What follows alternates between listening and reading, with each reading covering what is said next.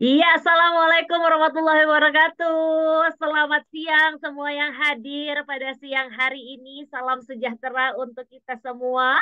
Selamat datang di acara webinar Defisiensi Besi pada masa kehamilan. Apa dampaknya pada kognitif anak di kemudian hari?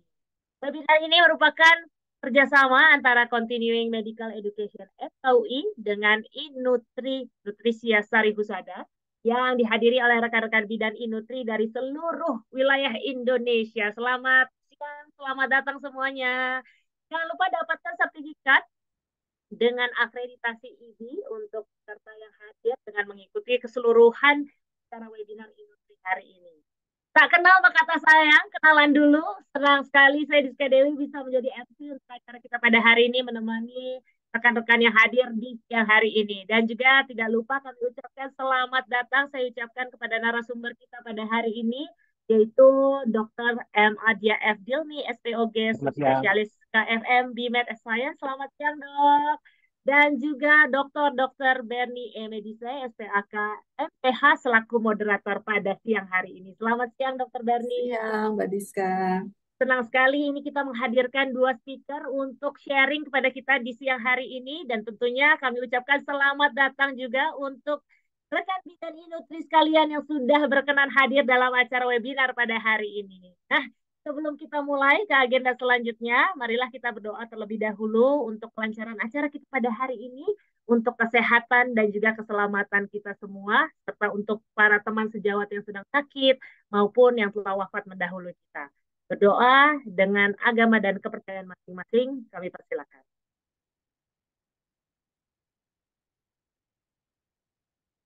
Berdoa selesai. Nah, rekan-rekan Ibu Bidan sejawat sekalian, saya ingin membacakan rundown apa yang akan kita lalui bersama nih pada hari ini. Izinkan saya untuk membacakan. Acara akan dibuka oleh saya dan juga pembacaan rundown serta tata cara kegiatan.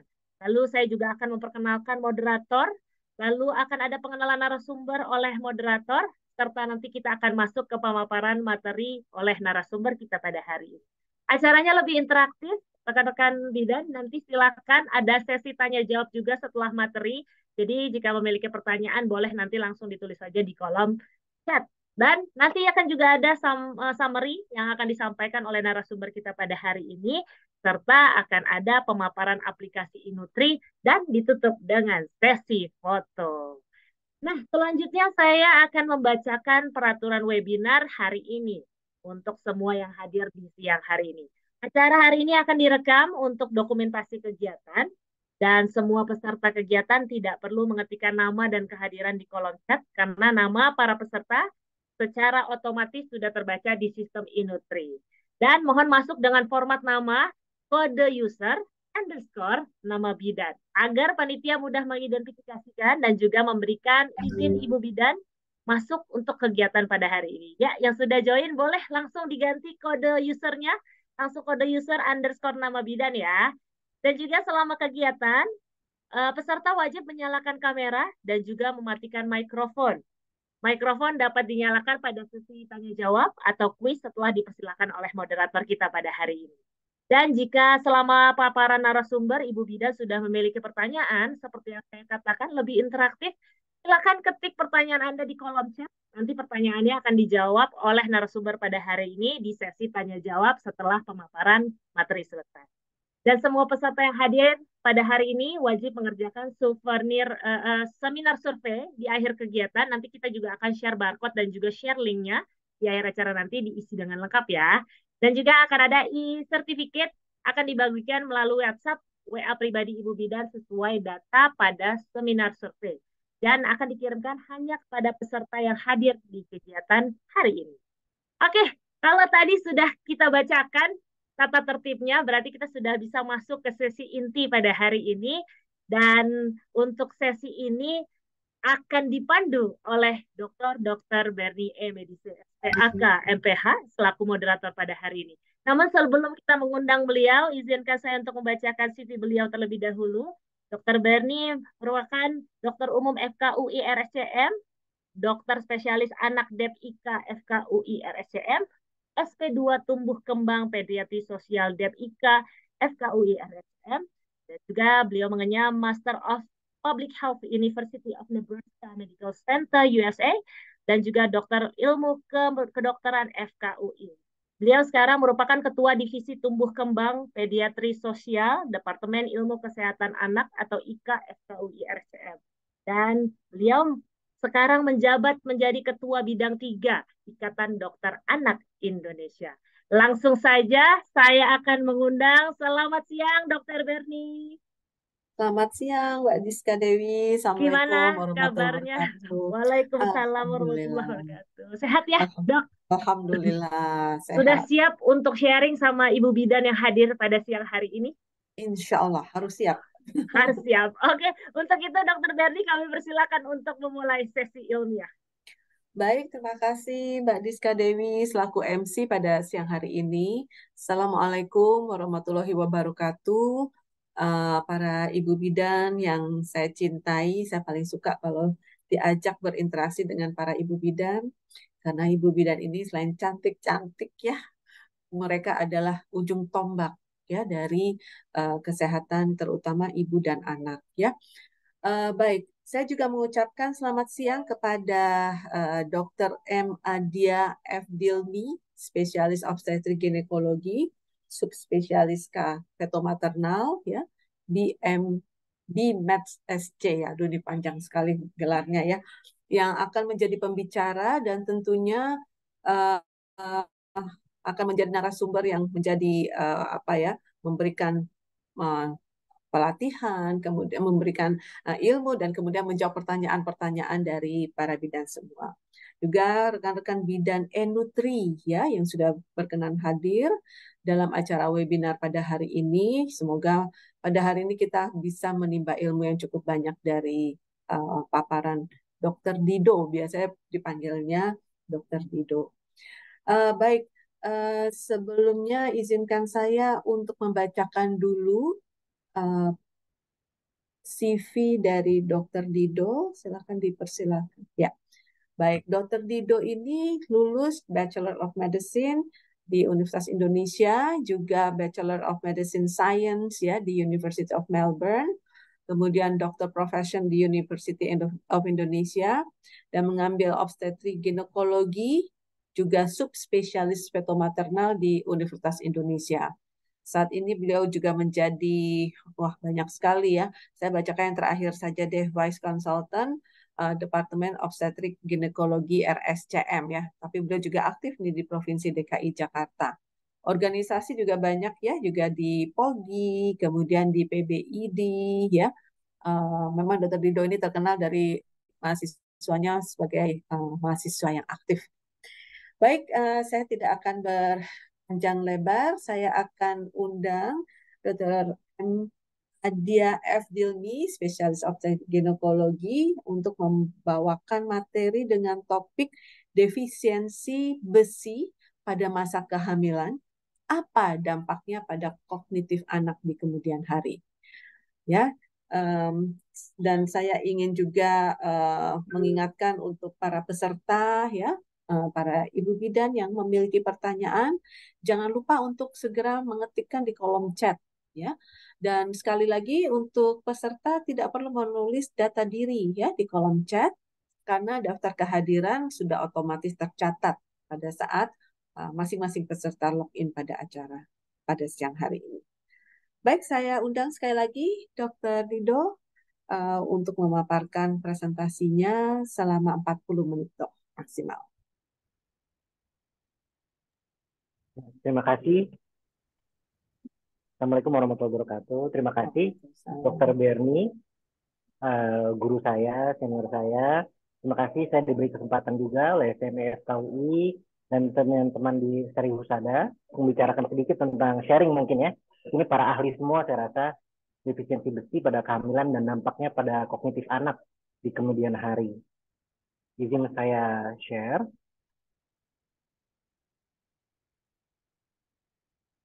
Izin apakah terlihat Dr. Bernie? Sudah terlihat. Silakan, Dok. Jadi apa pentingnya ya? Hari ini kita bicara soal besi.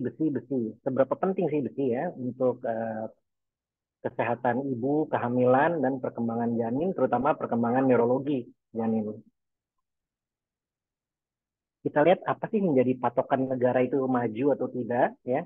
Sebenarnya kualitas dari sumber daya manusianya ya. Sumber daya manusia di Indonesia kita bisa ukur dengan Human Development Index atau indeks pembangunan manusia ya. Kita terus meningkat dari tahun 2004 sampai dengan saat ini ya, dan semoga dengan kita menggalakkan penurunan angka defisiensi besi yang kita tahu meningkat malah dari 2013 ke 2018 dapat meningkatkan lagi indeks pembangunan manusia. Kita tahu indeks pembangunan manusia itu dapat dipengaruhi berbagai hal. Di antara lain kesehatan ibu pada kehamilan yang dipengaruhi oleh penyakit-penyakit tidak menular, penyakit menular ya. Kita tahu saat ini di Indonesia defisiensi besi sekitar 40%, zinc 40%, dan pada penelitian FKUI dan multicenter kita dapatkan defisiensi vitamin D malah lebih dari 80% di 5 kota besar. Ya. Dan ini semua menjadi latar juga terjadinya masalah-masalah pada kehamilan seperti FGR itu fetal growth restriction atau pertumbuhan janin terhambat, salinan preterm, preeclampsia, dan diabetes mellitus gestasional. Ya. Ini semua mengakibatkan deviasi daripada inflamasi, ya, vaskularisasi, dan juga masalah-masalah kardiometabolik yang mempengaruhi kehamilan. Kita lihat lagi dari 2018 sampai 2021 dari Ditjenkesmas Kemenkes RI didapatkan berat badan lahir rendah itu masih tinggi, sekitar 2,5% ya. Ini disebabkan apa? Ini karena kurang optimalnya perkembangan dan pertumbuhan intrauterin juga ya. Pertumbuhan intrauterin ini juga banyak dipengaruhi oleh nutrisi tentunya ya. WHO telah menyatakan dari 2015 masalah utama itu pertama think nutrition first. Kita tahu proporsi tenaga kesehatan yang dimana klien-klien kita melakukan antenatal care ya di Indonesia, peran teman-teman bidan ini, teman sejawat bidan ini sangat besar ya. Hampir sebagian besar kontrol antenatal care pada bidan. Karena itu peran bidan untuk edukasi ya, konseling kepada ibu-ibu usia reproduksi dan hamil sangat tinggi ya. Karena itu materi ini menurut saya penting sekali, esensial untuk para bidan untuk mengetahui. Kita lihat ya, di Asia itu nomor 2 hanya setelah Afrika yang didapatkan anemia ya, terutama yang terjadi pada usia reproduksi dan ibu hamil ya. Kita lihat anemia ini juga tidak hanya mempengaruhi yang akan kita bicarakan, namun mortalitas maternal dan angka-angka morbiditas ya. Kita tahu bahwa angka kematian ibu untuk HB di bawah 10 ya itu lebih tinggi dibandingkan yang tidak anemis ya. Kita review lagi menurut WHO ya, diagnosisnya berdasarkan apa ya? Jadi HB di bawah 11 pada trimester 1 dan trimester 3 dan pada trimester 2 itu HB kurang dari 10,5 gram per desiliter ya. Dan dapat juga diklasifikasikan menurut severitasnya ringan bila antara 10 sampai 10,9, sedang bila 7 sampai 9,9 dan berat bila kadar hemoglobin kurang dari 7. Adaptasi fisiologis hematologi atau darah pada kehamilan juga cukup signifikan dan ini pengetahuan yang esensial untuk kita melakukan edukasi ya. kita tahu volume plasma itu meningkat 40-60% dari 12 sampai 36 minggu. Walaupun eritrosit juga meningkat sampai 30%, namun volume plasma ini lebih banyak meningkat. Ibarat kita menambah sirup sedikit, namun airnya lebih banyak ya, jadi lebih encer seperti itu ya. Sehingga hematokrit menurun 3-5% pada saat mendekati aterm ya. Dan manifestasinya hemoglobin yang menurun ya. Kita lihat ferritin juga menurun ya. Kita lihat pada iron deficiency, prevalensi, maaf, kita lihat bahwa defisiensi besi itu jauh lebih besar daripada anemia ya. Kita selalu membicarakan anemia, namun sebelum anemia itu ada suatu keadaan di mana ada defisiensi besi ya. Dan ini banyak terjadi dari awal kehamilan dan semakin banyak lagi terjadi semakin mendekati aterm atau trimester 3 ya. Mengapa sih terjadi defisiensi besi ya?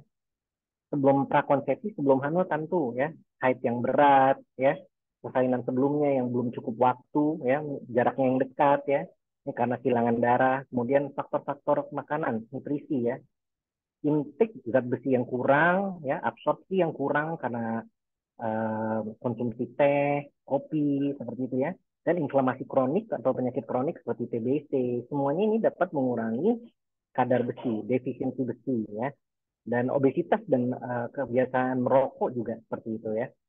Pasca konsepsi ya, udah kurang dasarnya, kemudian volume ibu meningkat, plasmanya, kebutuhan zat besi meningkat, kebutuhan perkembangan janin, ini yang menjadi perburukan dari defisiensi besi yang dapat menyebabkan anemia defisiensi besi ya. Sebenarnya anemia itu ujung daripada iceberg aja ya, permukaan es ya. Dimana sebagian bawahnya itu impending anemia dan defisiensi besi itu yang di bawahnya ya. Kita dapatkan kalau tidak anemia bukan berarti dia tidak ada defisiensi besi ya. Kita lihat stagingnya ya, yang normal di mana ada tempat penyimpanan besinya normal, besi di plasma normal, sehingga jumlah sel darah merah dan hemoglobin juga normal. Makin berkurang depresi, kita dapatkan sebenarnya jumlah hemoglobinnya tetap normal, namun cadangannya yang dilihat dari ferritin misalnya mulai berkurang ya. Karena kebutuhan pada trimester 3 itu meningkat, kita lihat ya, lebih meningkat ya untuk janin, untuk plasenta, sehingga semakin terlihat penurunan hemoglobin.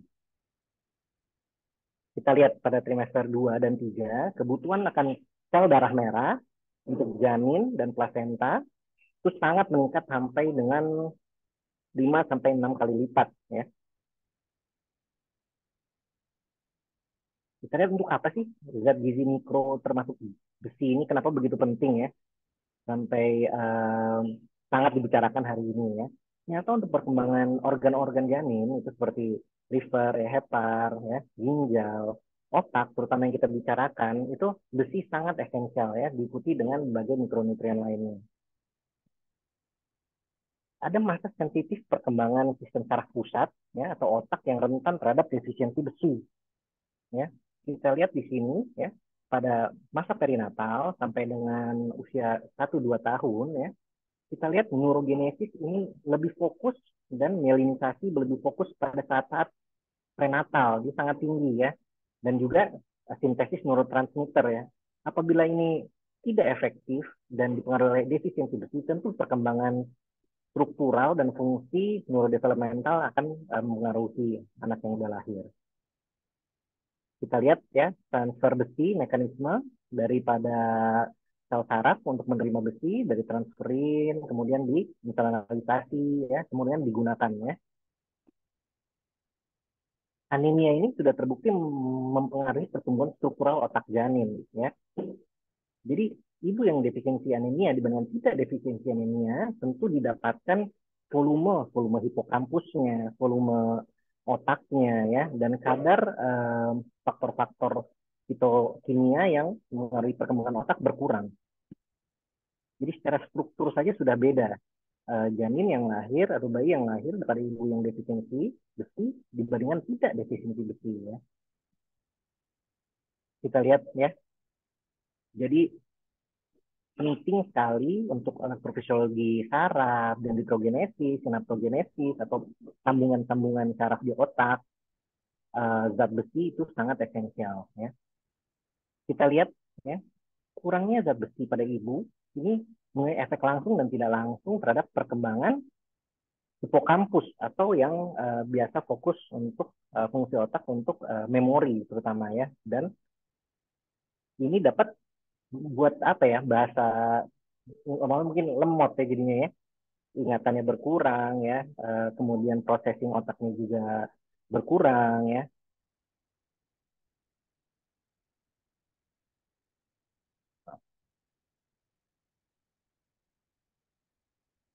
Kita lihat ya, anemia defisiensi besi itu benar-benar mengaruhi pembentukan bentuk dari otak dan sel-sel bahan-bahan kimia atau neurotransmitter otak ya. Dan ini berbanding lurus dengan derajat beratnya anemia. Jadi yang Hb-nya 7 dibandingkan Hb-nya 9 tentu berbeda ya.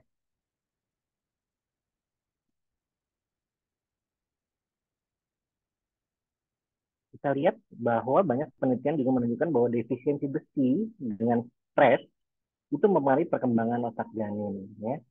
Dengan adanya stres dan defisiensi besi ya, ini mempengaruhi pengeluaran zat besi dari plasenta, peningkatan zat-zat sitokin proinflamasi ya, dan hormon-hormon stres. Dan ini berujung pada luaran-luaran yang tidak baik untuk neurodevelopmental. Banyak aja asosiasi masalah-masalah neurobehavior atau kognitif juga karena faktor dua ini ya, defisiensi besi dan juga stres maternal.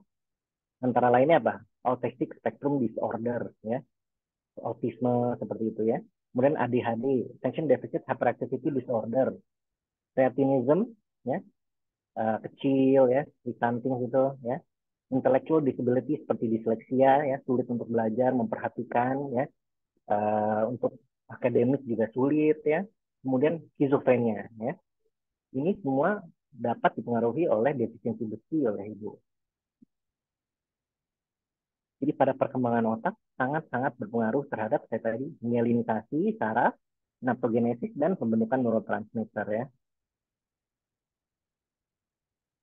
Kita lihat ya, banyak sekali ya masalah-masalah kognitif dan behavior yang terganggu, yaitu masalah kognitif, masalah pengendalian emosi ya, level mudah terganggu oleh stres ya, dan masalah-masalah psikiatrik lain yang dapat dikatakan organik ya, yang dipengaruhi oleh masalah-masalah pada neurotransmitter GABA dan serotonin ya. Kita lihat defisiensi besi pada masa janin ini berpengaruh terhadap perkembangan kognitif anak, remaja, dan dewasa ya. Jadi defisiensi anemia pada ibu mentranslasi kepada defisiensi besi pada janin dan anak bayi baru lahir, ini akan menurunkan kemampuan perkembangan kognitif, kemampuan psikomotor, ya, perkembangan fisik, ya, dan fungsi neurobehavior juga, ya. Dan ini semua akan pada usia sekolah dapat bermanifestasi pada penurunan IQ, ya, fine motor skill tuh yang tindakan psikomotor yang teliti seperti itu ya, konsentrasi yang tidak sulit konsentrasi ya, hingga bermanifestasi sebagai capaian di sekolahan atau akademis yang rendah ya.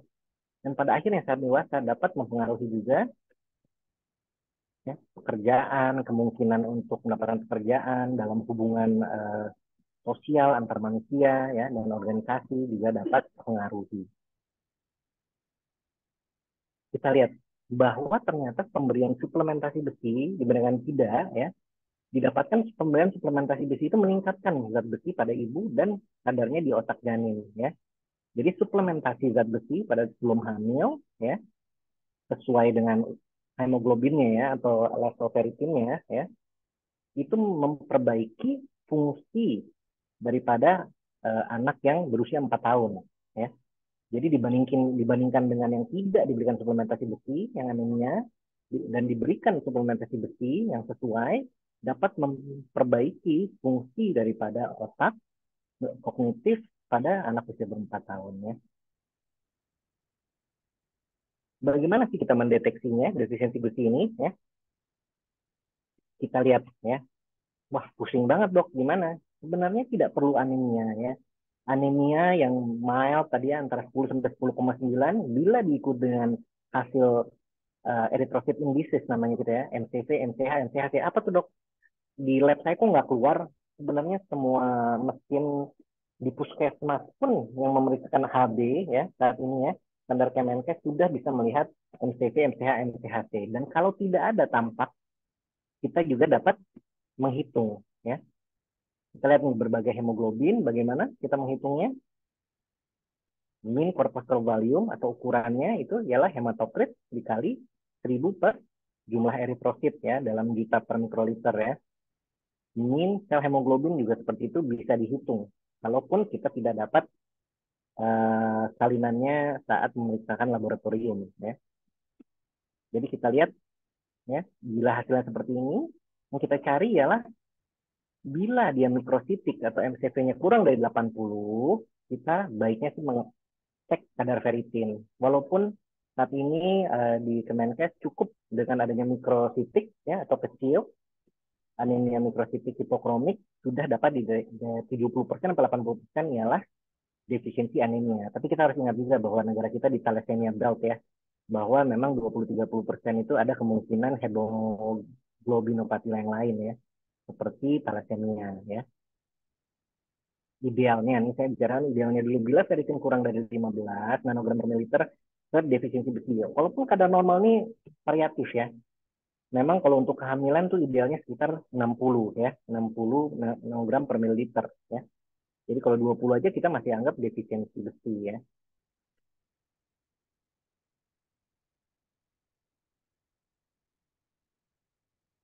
Ya, kita lihat beberapa parameter. Kalau misalnya HB-nya normal, MCV, MCH ya, normal atau rendah, kita bisa lihat ada diferensial diagnosis yang lain ya.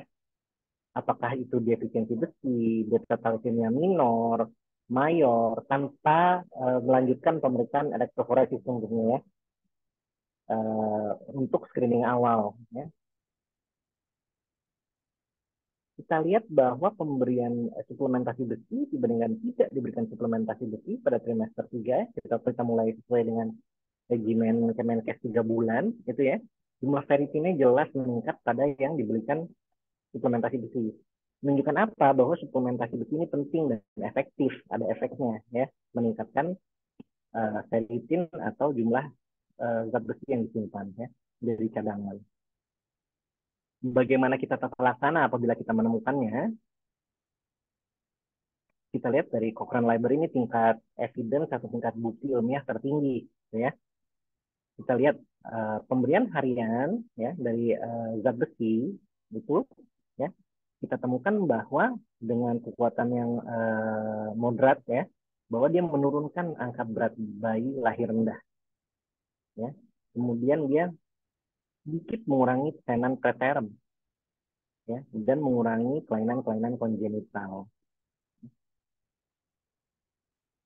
Kita lihat yang pasti sangat-sangat signifikan ya, atau menurunkan risiko 60-70% untuk anemia pada ibu dan defisiensi saat cukup bulan, defisiensi besi saat cukup bulan. Dan juga mengurangi angka kematian ibu. Kita lihat ya.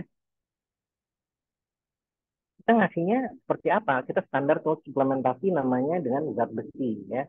Itu kalau tidak sangat rendah ya. Kalau misalnya dia perlu diobati namanya bukan suplementasi lagi, tapi namanya terapi tentunya ya. Tapi kita tidak mau hanya membicarakan tablet besi, ya, merek yang mana, namanya apa. Yang penting untuk remaja-remaja perempuan kita, ya, dan laki-laki ya, untuk mempersiapkan generasi selanjutnya yang baik, itu kebiasaan nutrisi dan makan yang baik. Itu yang paling penting ya. Makan daging merah, telur, hati, ya, ayam, tuna, salmon, ya, kacang-kacangan, ya, seperti tempe, tahu, seperti itu ya, brokoli harus dibiasakan sejak kecil mungkin ya, agar mengurangi kemungkinan defisiensi besi. Saat ini kita sudah cukup makan, bahkan ada yang obesitas, tapi masih saja defisiensi besi karena ragam makanannya yang ragam nutrisi yang dimasukkannya yang kurang tepat seperti itu ya. Jadi edukasi nutrisi dari usia prakonsepsi atau sebelum hamil atau Catin mungkin saat ini ya di Kemenkes atau di Pemprov ya. Kita lihat ada berapa suplementasi pada kehamilan, ada ferrous fumarat, ferrous gluconat, ferrous sulfat, ada sucrose dan lain-lain dengan dosisnya. Targetnya ya pemberian 60 mg elemental iron per hari bila tidak anemia. Ini untuk suplementasi yang 90 tablet ya. Ada beberapa juga pilihan yang parenteral. Parenteral itu ialah intravena ya. Banyak merek-mereknya tersedia ya. Kapan sih kita menggunakan, pertimbangkan untuk rujuk ya, mungkin ibu-ibu untuk pemberian intravena atau parenteral zat besi apabila waktunya terlalu mepet ya, udah usia 32 minggu misalnya kita jauh ya, misalnya ferritinnya 5, HB-nya 8 seperti itu ya. Apakah kita langsung transfusi? Tentu tidak. Transfusi banyak sekali mudaratnya ya, seperti infeksi, reaksi transfusi, pengentalan darah, bahkan bisa sampai mortalitas atau tromboemboli ya. Karena itu kita lebih prefer pemberian zat besi yang cepat meningkatkan ferritin dibandingkan oral ialah intravena atau parenteral ya. Baik, mungkin itu sedikit bahan diskusi untuk kita siang ini. Saya rasa itu sudah sharing, terutama saya menekankan betapa pentingnya zat besi ini untuk perkembangan neurokognitif janin dan bayi dan kita sebagai dewasa. Terima kasih pada Dokter Berni. Mungkin saya kembalikan dokter. Baik, terima kasih Dokter Dido atas paparannya yang sangat komprehensif ya. Saya yakin Ibu para peserta, Ibu bidan, jika ada yang ingin bertanya, eh, nanti bisa mengangkat tangan ya, raise hand. Atau ini juga sudah ada nih dok, beberapa pertanyaan yang sudah ada di kolom chat ya. Ini yang pertama dari Ibu Nurlaila Hasan ya. Assalamualaikum, dok mau bertanya apa perbedaan FE yang diberikan bidan 90 tablet dengan FE yang diberikan dokter Objin? Sama tidak nih dok? Kemudian apakah tidak ada kelebihan atau kalau sudah double pemberiannya dari bidan dan dokter tuh bagaimana? Nanti terlalu banyak atau apa tidak? Dan apakah ada komplikasi bila pemberian FE ini berlebihan? Wah ini dari Gorontalo ini. Silakan Dokter Dido. Baik, terima kasih, itu pertanyaan yang sangat baik sekali ya. Kita tahu saat ini Kementerian Kesehatan menyediakan tablet tambah darah namanya TTD ya. Itu berisi asam folat, zat besi ya. Ini diberikan standarnya sesuai dengan standar WHO itu selama 90 hari. Isinya sulfat ferrosus ya. Jadi ada banyak selain sulfat ferrosus pengikat zat besi yang lain, ferrous fumarat ya dan lain-lain. Yang standar diberikan dari Kementerian Kesehatan itu sulfat ferrosus. Apakah sama yang diberikan oleh dokter di sekunder juga SPOG? Sama ya. Kalau itu standar pemerintah itu sama. Nah, masalahnya ya zat besi ini yang dikonsumsi oral dan sulfat ferrosus ini ada sedikit dia murah, gampang didapat, tersedia, gratis. Namun itu banyak sekali mungkin ibu-ibu bidan yang udah berpuluh-puluh tahun praktek, efeknya ya mual ya. Mungkin kalau udah pernah nyoba sendiri, ibu-ibu bidan rasanya seperti kalau ibu pernah menjilat atau ya saya waktu kecil misalnya mainan mainan yang besi terbuat dari besi itu rasanya sama persis besi ya. Dan itu sekarang pada trimester 1 atau 2 awal dapat menyebabkan meningkatkan mual muntah. Satu. Kedua, iritasi lambung, nyeri lambung ya. Ketiga, mungkin yang harus diedukasi juga dapat menyebabkan BAB-nya warnanya hitam. Seperti itu. Dan tadi pertanyaannya apabila diberi double seperti apa? Nah, pemberian tidak semudah itu. Misalnya kita KB-nya 9, terus mau meningkatkan misalnya, kita tingkatkan aja nih sulfosforosnya jadi 3 kali 1. Ini akan berefek 1. Artinya efek gastrointestinal lebih tinggi ya, mual muntah lebih tinggi. Akan menyebabkan konstipasi ya. Dan efek-efek lainnya ya. Walaupun yang tadi kalau kebanyakan gimana dok? Nah kebanyakan ini sangat jarang ya, kecuali pada pasien thalassemia yang defisiensi besi yang memang sudah dilakukan transfusi secara rutin.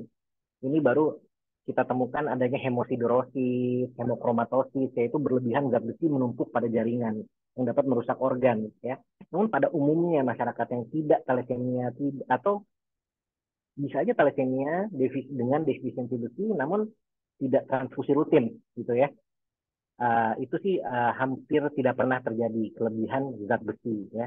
Dan pada yang thalassemia pun masih bisa diberikan zat besi, namun tergantung ya kalau transfusi rutin, namun dengan pengurang zat besi lain ya atau agen kelasi namanya untuk mengikat zat besi tidak menumpuk dalam organ seperti itu. Jadi tidak beda. Namun bila tadi ada efek-efek tadi ya dengan sulfacerosus, maka ada penggantinya. Di primer atau sekunder ada penggantinya. Tentu penggantinya nggak gratis dari pemerintah, bukan tablet tambah darah. Sedikit ada biaya mungkin ya. Ada yang iron maltose kompleks misalnya ya, yang tidak terlalu iritatif terhadap lambung.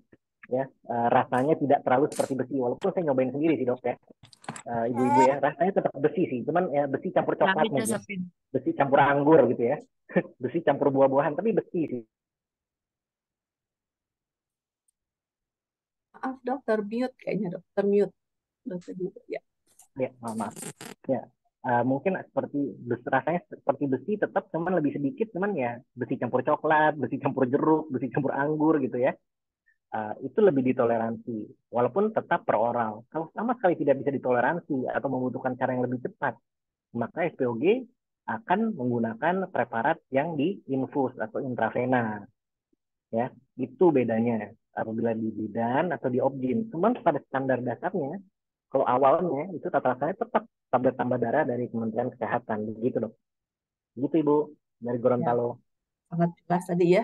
Kalau kita dengar ya tadi dokter Dido sudah menyampaikan ya memang ada pilihan lain juga ya dok ya, tetapi memang tidak tersedia dari Kementerian Kesehatan mungkin ya, maksudnya bukan yang disediakan secara cuma-cuma gitu ya dok ya. Mudah-mudahan tadi menjawab ya Bu Nurlailah ya dari Gorontalo. Kemudian dok ini ada lagi dok, pertanyaan dari Ibu Dwi Retnani. Izin bertanya, apakah FE aman untuk remaja? Apabila ada alergi FE, apa penggantinya dok? Mungkin ini untuk yang lebih dini FE kali ya. ya dok ya. Silahkan dok. Ya mungkin ada interpretasi dua, mungkin saya bilang dengan alergi FE remaja. Satu, zat besi aman untuk remaja. Untuk anak kecil juga aman ya pada umumnya ya, mungkin 98%. Nah, untuk alergi ini saya interpretasi ada dua. Satu, dia tidak toleran, artinya setiap kali minum mual, setiap minum muntah gitu ya. Ada yang memang alergi terus menyebabkan gatal-gatal dan lain-lain, dan biasanya ini bukan karena zat besinya, biasanya tadi pengikat zat besinya, pendampingnya ya, sulfat, fumarat, ferrous fumarat. Bila ada masalah seperti ini mungkin bisa diganti tadi saya bilang dengan preparat yang tidak cuma-cuma, yang mungkin rasanya berbeda atau pengikatnya berbeda ya, pendamping zat besinya berbeda ya. Jadi cukup aman dan bisa dicoba dengan yang lain. Kalau misalnya benar-benar dari sejak remaja misalnya nggak bisa, misalnya minum zat besi terus pingsan misalnya gini ya, ekstrim gitu ya, ekstrim. Artinya ya kita harus edukasi benar dari awal itu, kita nggak mengandalkan tablet farmakologis gitu ya. Kita gunakan ya kebiasaan, artinya kurangi minum teh sama kopi ya, makan makanan yang tinggi akan zat besi dan yang komplit ya. Sebenarnya makanan tuh lebih komplit ya, protein hewani seperti daging, ikan, sayur-sayuran hijau. Ini semua edukasi seperti ini yang saya rasa lebih efektif ya apabila remaja dan belum belum mau nikah gitu ya, itu lebih efektif ya. Tapi sih biasanya sih tidak ada yang benar-benar komplit seperti itu ya, minum tablet besi terus pingsan gitu ya, termasuk IGD. Bisa diganti dengan preparat lain yang saya katakan tadi, pengganti oralnya ada sulfaterus, ada penggantinya ferrous fumarat, iron maltose kompleks dan lain sebagainya. Ya. Baik, terima kasih Dokter Dido. Jadi ada pilihannya ya. Dan ini mungkin sesuai nih ya Dokter Dido. Kalau untuk remaja memang sebaiknya juga sudah diberikan ya dok ya, karena khususnya untuk anak remaja juga cukup banyak yang mengalami anemia defisiensi besi sebenarnya. Baik, selanjutnya nih dok dari Ibu Sri Lestari. Assalamualaikum, izin bertanya dok, pada ibu hamil dengan anemia, apakah jika setelah lahir bayi yang dilahirkan juga akan mengalami anemia juga? dan berapa kadar Hb pada bayi baru lahir yang dikatakan anemia dan bagaimana cara meningkatkannya karena belum mendapatkan MPASI. Silahkan dok. Ya, bagus nih, komprehensif dan multidisiplin pertanyaannya ya. Namun pertanyaan-pertanyaan masih paling simpel itu yang ditanya oleh klien atau antar pasien itu lebih sulit daripada pertanyaan profesor biasanya ya. Jadi kalau misalnya ibu yang anemia tadi sudah dikatakan ya, pada ibu yang defisiensi besi dan anemia, luarannya itu kemungkinan bayinya itu defisiensi besi itu meningkat. Belum tentu hemoglobinnya tinggi, belum tentu hemoglobinnya berkurang. Dan ingat bahwa standar normal hemoglobin pada bayi baru lahir sangat berbeda dengan ibu. Ya, mungkin yang disebut hemoglobin anemia pada ibu trimester 3 itu di bawah 11. Namun pada bayi mungkin ya di bawah 14 seperti itu. Ya, jadi standarnya berbeda. Mungkin ini yang perlu dibicarakan juga dengan dokter anak. Tentunya kita tahu di RSUD tipe D di 4 besar spesialis itu ada ya standarnya ya. HB di bawah 14 seperti itu. Jadi tidak harus ya, karena kecuali pada keadaan yang ekstrim. Contohnya bayi yang lahir pasti dengan anemia itu bayi-bayi yang punya suspek thalassemia mayor misalnya dari intrauterin. Itu bahkan diperiksa oleh dokter SPOG bisa kelihatan dari dalam rahim aliran darahnya lebih cepat, terlihat bayinya anemia, sangat anemia. Nah ini yang berpotensi gagal jantung, hidrofetalis, meninggal di dalam rahim atau meninggal segera setelah lahir ya. Ini yang paling penting cara menangani ya bila defisiensi besi tentunya ya itu harus dirujuk ya. Bayi yang anemia dengan defisiensi besi juga harus dirujuk ya. Dan tidak berarti harus dengan MPASI ya. Jadi pemberian ASI ya, dan banyak penelitian yang menunjukkan juga, mungkin dokter Dani lebih tahu tentang penambahan zat besi ya pada ASI seperti itu ya, tidak murni MPASI tentunya ya, yang bisa diberikan pada bayi-bayi yang memang anemia. Dan bila keadaannya ekstrim, saya katakan tadi ya, ada gagal jantung, itu perlu dilakukan transfusi ganti ya. Bahkan saat ini kita di RSCM juga melakukan transfusi ganti dari dalam rahim. Jadi intrauterine fetal transfusion juga kita lakukan ya untuk menangani anemia yang ekstrim pada bayi-bayi yang dengan ibu yang thalassemia dan bayinya juga thalassemia seperti itu. Mulai seperti itu dok. Dokter Berani mungkin boleh menambahkan tentang pada anaknya dok. Ya, baik, baik, terima kasih Dokter Dido.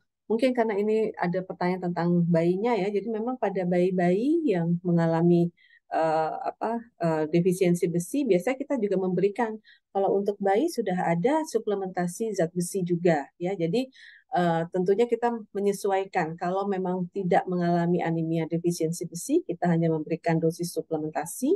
Tetapi kalau memang dia mengalami anemia defisiensi besi, maka kita memberikan dosisnya dosis yang untuk intervensinya ya, jadi dosisnya agak berbeda. Dan memang MPASI kita baru bisa nanti memberikannya pada usia 6 bulan ya. Memang kalau di bawah 6 bulan kita tetap menyarankan untuk ASI eksklusif sebenarnya. Ya, mudah-mudahan tadi ikut menambahkan tadi dari Dokter Dido. Dokter Dido, ini masih ada pertanyaan lagi dari Ibu Mulyanti. Assalamualaikum warahmatullahi wabarakatuh. Izin bertanya dokter, bagi ibu hamil yang mengeluh muntah pada trimester pertama, bagaimana cara pemberian tablet tambah darahnya nih dok? Ya, ini pertanyaan yang paling bagus dan memang mungkin 50% ya. Ini bukan pertanyaan jarang sebenarnya. 50% ibu-ibu seperti itu. Usia di bawah 15 minggu, 16 minggu biasanya kita bisa tunda pemberian tablet tambah darah ya. Baru kita mulai pada trimester 2. Kalau misalnya keadaannya ekstrim ya kita cari yang lain. Evaluasinya bisa intravena atau parenteral yang saya beri katakan tadi. Kalau anda memang dibutuhkan ya, ferritinnya sangat rendah, HB-nya rendah seperti itu. Keadaan ekstrim kita transfusi di bawah 7 misalnya ya.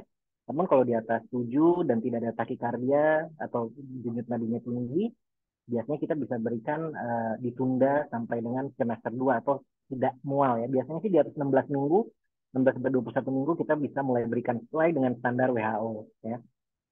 Namun lagi-lagi saya balik lagi ya, kita nggak ngomongin tablet doang di sini defisiensi besi. Ya diajarin cara makan yang benar ya.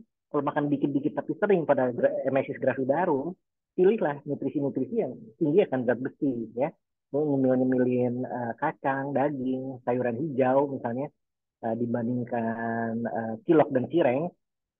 tentunya akan lebih meningkatkan zat besi. Jadi nggak harus 100% kompromi kita. Bisa 50% kompromi lah kita tunda.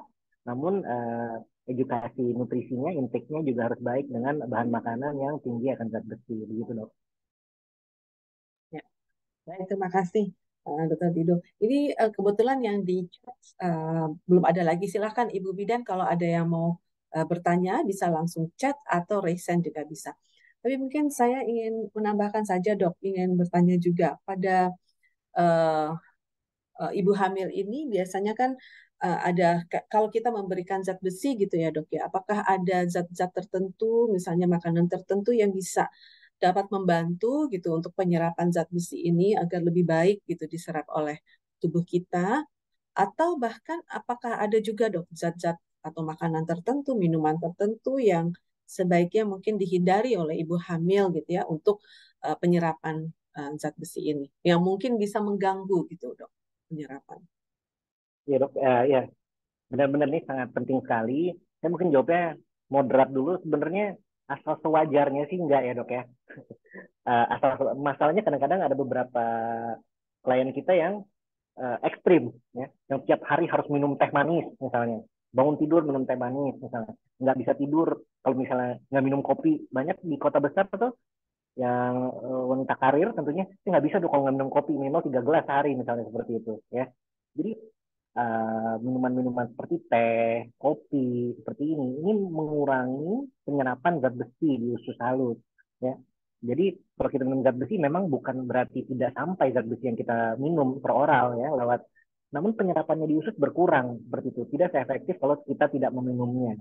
Dan ada juga bentuk uh, yang dikonsumsi yang dapat membantu penyerapan zat besi. Contohnya ya, yang tinggi akan asam ascorbat, vitamin C, misalnya buah-buahan ya, seperti jeruk, seperti itu ya.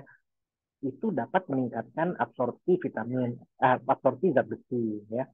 Namun saya katakan ya, sebenarnya kalau kita sewajarnya, tidak ekstrim ya. Kita kan ekstremis, kadang-kadang ekstremis itu yang nggak bisa hidup tanpa kopi, nggak bisa hidup tanpa teh, seperti itu ya.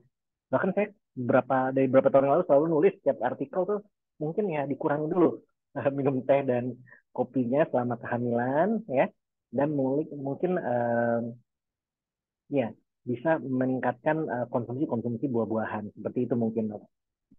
Ya. Baik, terima kasih Dr. Dido. Jadi sebenarnya masih boleh-boleh saja sih konsumsi gitu ya dok ya, asal tidak terlalu berlebihan ya untuk teh dan kopi. Kemudian kalau bisa konsumsi buah-buahan ya, segar-segar juga lah ya untuk vitamin C-nya yang bisa membantu juga untuk penyerapan atau absorpsi dari zat besi. Ini ada lagi dok, ini dari Ibu Sri Lestari lagi. Ingin bertanya lagi dok, bagaimana kalau pasien dengan hipertensi atau PEB? Nah, apakah preeklamsi beratnya, apakah boleh diberikan FE nih dok? Ya, ini di mana ilmu pengetahuan tuh biasanya saya mau ngomong dulu berdasarkan logika patofisiologi, kemudian berdasarkan fakta atau evidence ya.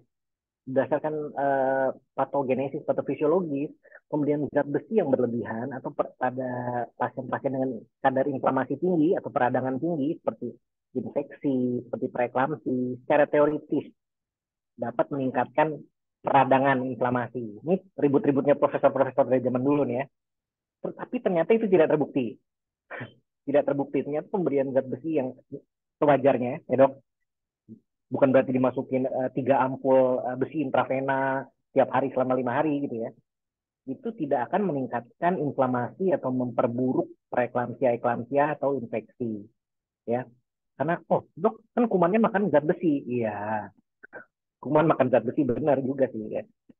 Namun nggak seperti itu. Ternyata buktinya menunjukkan tidak seperti itu. Bahwa pemberian zat besi yang sesuai dengan defisiensinya pada ibu dengan preeklamsia tidak meningkatkan inflamasi dan memburuk preeklamsia dan eklamsia. Jadi masih bisa diberikan.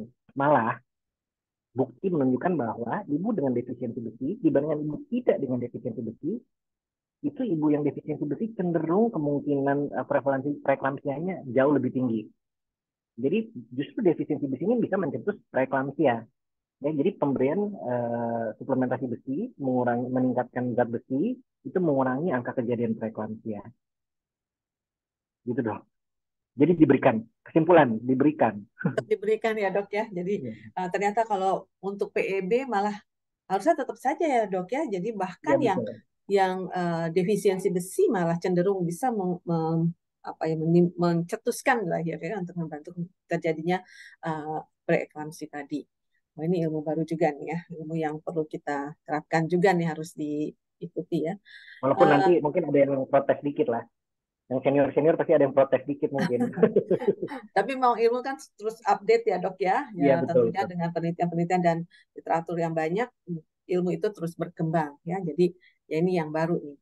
Baik, mungkin ada lagi Ibu Bidan atau siapa yang ingin bertanya? Kalau misalnya ini dok, kapan sih dok sebenarnya pemberian zat besi ini harus dihentikan gitu dok pada ibu hamil? Apakah ada kasus-kasus tertentu atau kapan? Atau sebenarnya sih tidak ada masalah sebenarnya untuk pemberian uh, zat besi ini?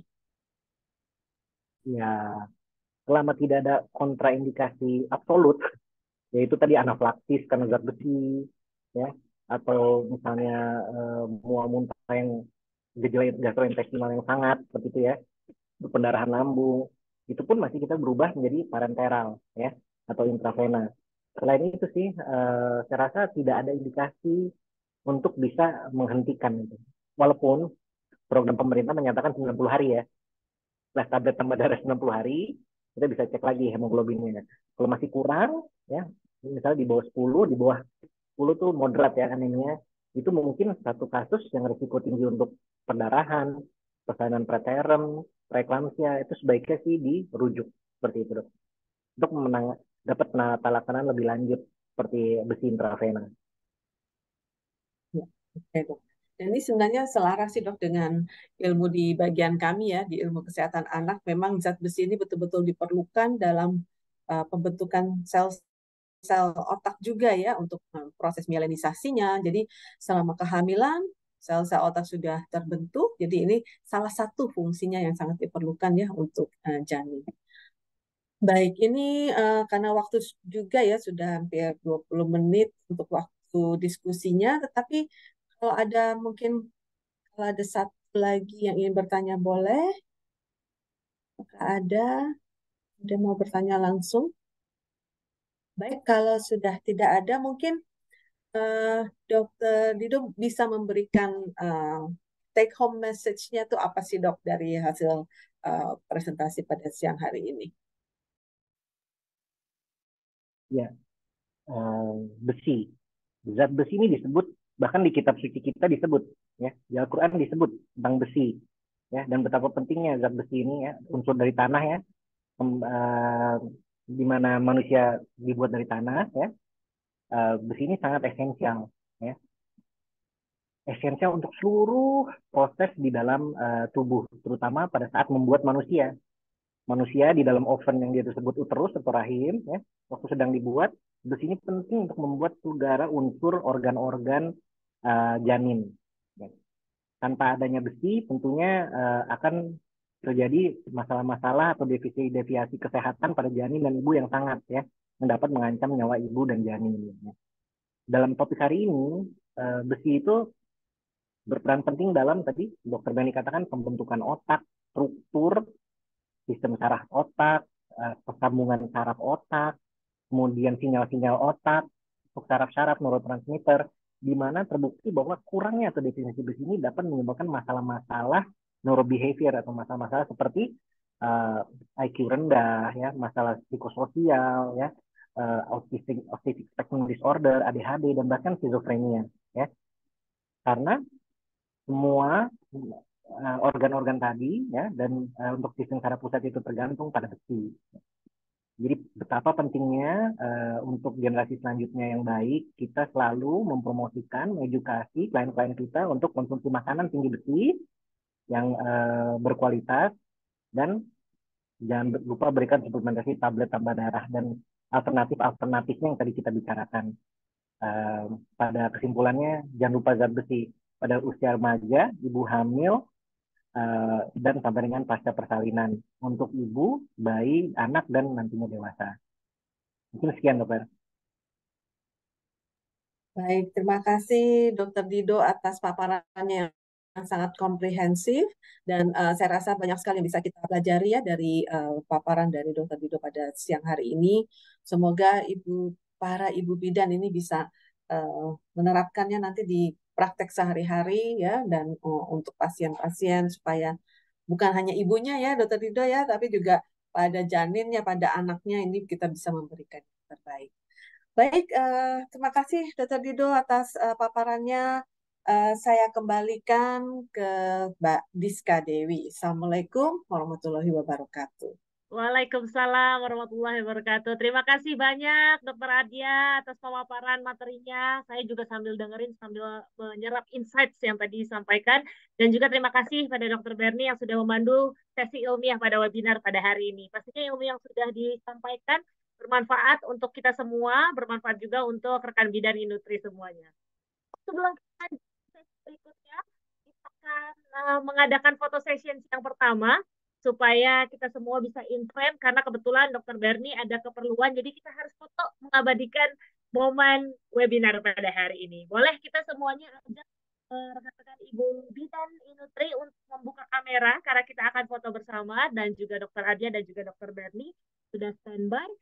Kita akan foto, mungkin kita lihat gridnya. Siap ya semuanya? Oke, kita foto terlebih dahulu di 3, 2, 1. Sekali lagi, 3, 2, 1. Belum afdol kalau gaya yang ketiga mungkin gaya saranginya boleh. Biar kayak opa-opa dokter aja. Oke, di 3, 2, 1. Oke, terima kasih banyak semuanya. Thank you Dokter Adia dan juga Dokter Berni. Terima kasih semuanya. Sampai ketemu Sama-sama. lagi. Sehat-sehat, happy selalu dan semangat selalu. Terima Amin. kasih. Dokter Beni. Sama-sama. Assalamualaikum, sama-sama Dr. Dido. Oke, nah rekan-rekan bidan nutri semuanya, tadi kita sudah dengarkan insights dari Dokter Adia dan juga Dokter Berni. Saya yakin ilmu yang dibagikan pasti bermanfaat dan juga menambah ilmu untuk rekan-rekan bidan nutri semuanya. Nah, kita lanjut ke sesi berikutnya, di mana saya memiliki informasi untuk Ibu Bidan sekalian mengenai Inutri. Jadi boleh ya disimak baik-baik, karena saya yakin Ibu Bidan semua sudah mengikuti bermacam-macam kegiatan dari Inutri. Pastinya kegiatan ini bermanfaat, bisa menambah ilmu pengetahuan, ataupun membantu praktek Ibu Bidan sehari-harinya. Bahkan juga bisa menambah SKP dengan cara mengikuti webinar hari ini. Keren banget ya Inutri ya. Nah, Ibu Bidan bisa banget loh sekarang untuk mengajak rekan sejawat Ibu Bidan untuk bergabung menjadi bagian keluarga Inutri. Sehingga teman-teman sejawat Ibu Bidan juga bisa mengikuti kegiatan-kegiatan Inutri yang bermanfaat pastinya seru-seru kayak kegiatan hari ini. Nah, caranya gimana sih? Cukup mudah. Ibu Bidan bisa kasih tahu ke rekan sejawat Ibu Bidan kalau cara bergabung menjadi keluarga Inutri itu gampang sekali. Dengan cara yang pertama, Ibu Bidan bisa informasikan rekan-rekannya untuk mengisi formulir pendaftaran Inutri pada link bit.ly/registrasi Inutri. Nah, setelah itu Ibu Bidan akan mendapatkan konfirmasi melalui WhatsApp untuk mendapatkan kode user dan juga passwordnya aplikasi Inutri. Nah, kalau udah dapat kode user atau password, Ibu Bidan bisa langsung download di handphone melalui aplikasi di Play Store. Ingat ya, Ibu Bidan, aplikasi ini hanya tersedia di Play Store. Jadi yang menggunakan Android, wah pas banget, langsung di-download. Dan yang terakhir, Ibu Bidan bisa langsung melakukan aktivasi akun dengan kode user dan juga password yang sudah diberikan sebelumnya. Gampang banget kan? Jadi langkahnya cuma 4. Mengisi form registrasi, lalu akan dapat konfirmasi melalui WhatsApp, langsung bisa aktif. Ya, aktivasi langsung bisa menggunakan aplikasi Inutri. Ingat ya, pendaftaran ini khusus untuk bidan yang belum memiliki akun Inutri atau belum bergabung ke Inutri sama sekali. Jadi saya yakin ibu-ibu yang di sini atau ibu bidan yang di sini kayaknya nggak perlu lagi mendaftarkan diri lagi, soalnya udah join di Inutri ya. Tapi boleh banget ini disarankan sekali untuk share ke teman-teman sejawat ya Bu ya. Ayo Ibu Bidan boleh nih di share linknya yang ada di kolom chat. Tuh kami sudah share juga ya di kolom chat. Boleh nih di kolom chat sudah kami share. Bisa langsung di copy, di-share ke grup-grup WhatsApp, grup-grup Facebook Ibu Bidan. Dan kalau Ibu Bidan memiliki pertanyaan terkait Inutri, boleh banget silakan bertanya di kolom komentar atau bisa menghubungi ke nomor admin Inutri di 0878 1734 9505. Nah, kalau tadi kita fotonya yang pertama, karena kebetulan Dokter Berni harus ada keperluan lain, kita mau ajak foto session yang kedua. Mungkin tadi ada yang sempat keluar atau sempat toilet atau break sejenak. Saya mau ajak semuanya di sini untuk foto kembali, foto session yang kedua. Saya mau ajak semuanya tadi, kalau tadi mungkin belum benar jilbabnya atau belum pakai gincu, sekarang boleh yuk kita foto session yang kedua ya. Untuk rekan-rekan Ibu Bidan, saya lihat terlebih dahulu sudah buka kamera semuanya. Ih, cantik-cantik banget, luar biasa Ibu Bidan. Boleh di sini ada yang belum? Oke. Oke, aman ya. Sip. Kita coba lagi foto yang sesi kedua, foto session yang kedua. Di 3, 2, 1, say cheers. Sekali lagi mungkin gaya bebasnya boleh, gaya bebasnya biar seru. 3, 2, 1, say cheers. Satu kali lagi kalian biar gemuk gitu. 3, 2, 1, say cheers. Iya, thank you so much. Terima kasih banyak ibu-ibu bidan sekalian, luar biasa. Nah, sebelum kita lanjut ke sesi selanjutnya, kami mengajak Ibu Bidan untuk mengisi post survei webinar. Nah, dimohon kesediaannya untuk mengisi post webinar hari ini, Ibu Bidan, dengan cara klik link yang sudah kami share di chat box, dan juga boleh di-scan QR code yang ada di layar. Di-scan, diisi dengan lengkap, dan diharapkan untuk semua peserta yang hadir pada hari ini dapat mengisi post survei tersebut, karena nantinya post survei ini berguna untuk penilaian acara hari ini, pembelajaran penyelenggaraan acara yang akan datang. Jadi jangan lupa diisi ya, boleh di-scan ataupun diklik ya. Baik, Ibu Bidan sekalian, demikianlah seluruh rangkaian webinar kita pada hari ini. Terima kasih kami ucapkan kepada narasumber kita pada hari ini, yaitu Dr. Adia dan juga Dr. Berni selaku moderator pada hari ini. Dan tentunya rekan Bidan Inutri sekalian yang sudah hadir pada hari ini. Boleh saya mau tepuk tangan untuk semuanya sampai akhir acara, lo luar biasa. Kami ucapkan juga terima kasih kepada Continuing Medical Education FKUI dengan Inutri Nutrisia Sari Husada yang sudah menyelenggarakan acara webinar pada hari ini. Saya Diska Dewi, terima kasih selaku MC mengucapkan terima kasih. Sampai jumpa di event Inutri selanjutnya. Stay healthy, happy, semangat selalu. Sampai jumpa di event selanjutnya. Wassalamualaikum warahmatullahi wabarakatuh and have a nice day. Bye-bye.